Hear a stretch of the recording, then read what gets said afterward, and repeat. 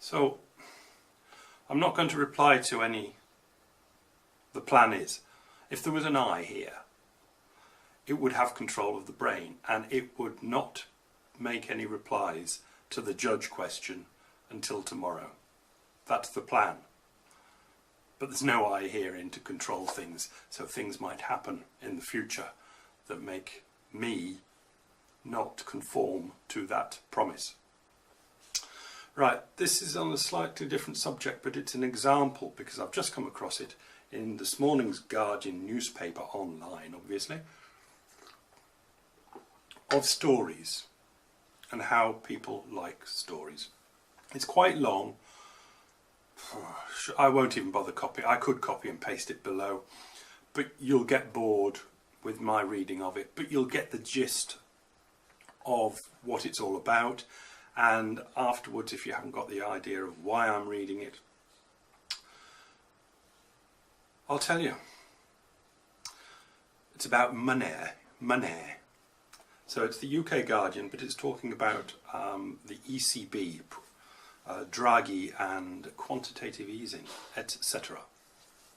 Draghi said, this is in quotes now, studies show innovations such as forward guidance and the ECB's 2.3 trillion euro, that is $2.7 trillion, bond buying program, as well as the equivalent program undertaken by the US Federal Reserve, have been successful in supporting the economy. That's the end of the quotes there. With no break, he goes on, I bet it's a he. You couldn't make it up, full stop. Banks de Ville goes bust in 2008, gets bailed out by all its Western government puppets, is not reformed at all, so carries on with its corruption of markets, and we all get handed the bill! Exclamation mark. Banks de Ville parasite elites and big corporation parasites become each ever richer thanks to QE, ZERP and NERP. Okay, fueling huge fake bull markets and another housing bubble. Meantime, Main Street gets 0-hour contracts and stagnant wages. Trillions of easy, interest-free money is handed to big corporations, the big corp world, so already super rich CEOs can go on buyback sprees, making their shame bonuses even higher and their mainly rich shareholders even richer.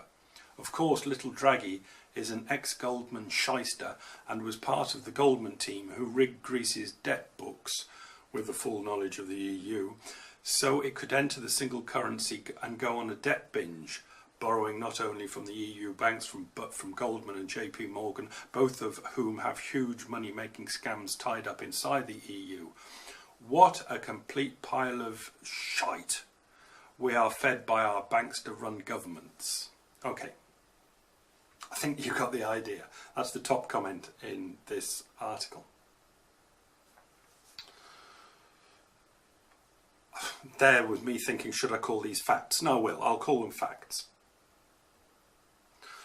You've got a person, a normal human being, who has done the normal human being thing. He's got facts, let's say here in the no man's land, and has dragged them to his lair over here and made story after story after story, and then linked his story after story after stories into one story in one huge paragraph that makes drivelly no sense at all.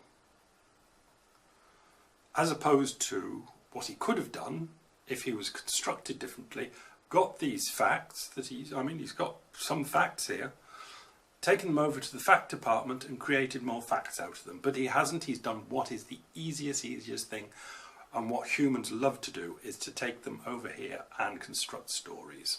Okay, classic example. Getting through the Guardian, I've noticed, well, I can't avoid of noticing that there's a fight coming up.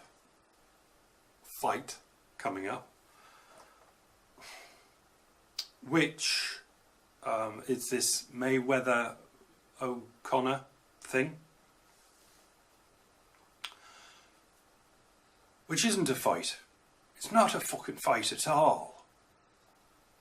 If you're over here in the facty department, what you've got is the top, world class, fucking top of the fucking world class of doing a sport, top of the fucking world class of doing it, is taking on some shyster that hasn't done it before.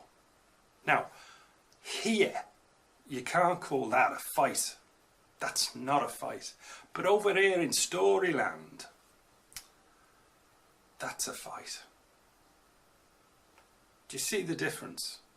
And this is what humans do. They make up stories. Now, I don't want to be overcritical here, but you storytellers are fucking wankers.